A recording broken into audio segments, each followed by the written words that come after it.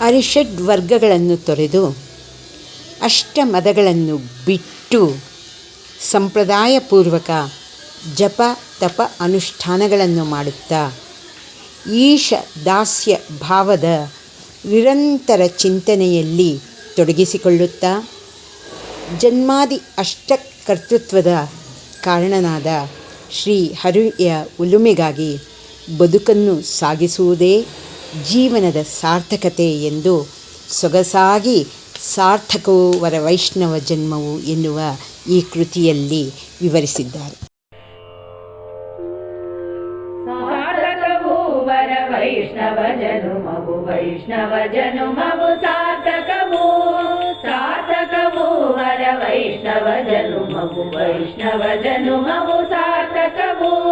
ಸಾರ್ಥಕವಿದು ಪುರುಷಾರ್ಥಕ್ಕೆ ಸಾಧನ ವ್ಯಥವಲ ವೈಷ್ಣವ ಧರ್ಮಗಳೆಲ್ಲವೂ ಸಾರ್ಥಕವೋ ವರ ವೈಷ್ಣವ ಜನುಮವು, ವೈಷ್ಣವ ಜನುಮವು ಸಾರ್ಥಕವೋ.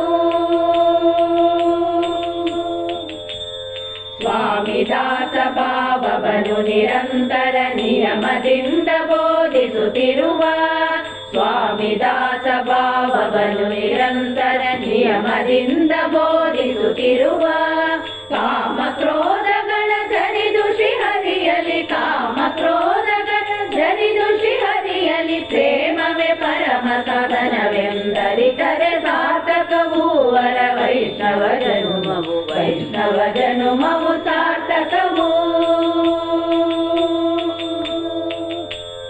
ದಾನ ಸ್ನಾನ ಜಪ ಸಂಧ್ಯಾ ಕ್ರಿಯೆಗಳು ಜ್ಞಾನಕ್ಕೆ ಸಾಧನವೆಂಬುದರಿಯುತ, ದಾನ ಸ್ನಾನ ಜಪ ಸಂಧ್ಯಾ ಕ್ರಿಯೆಗಳು ಜ್ಞಾನಕ್ಕೆ ಸಾಧನವೆಂಬುದರಿಯುತ, ಕಾಣಲು ಹರಿಯನು ಹೃದಯಾಂಬರದಲ್ಲಿ, ಕಾಣಲು ಹರಿಯನು ಹೃದಯಾಂಬರದಲ್ಲಿ, ನಾನಾ ಜನುಮದ ಕರ್ಮ ಸವೆಯುತ್ತಿರೆ ಸಾರ್ಥಕವೂ ವರ ವೈಷ್ಣವ ಜನುಮವು, ವೈಷ್ಣವ ಜನುಮವು ಸಾರ್ಥಕವೂ.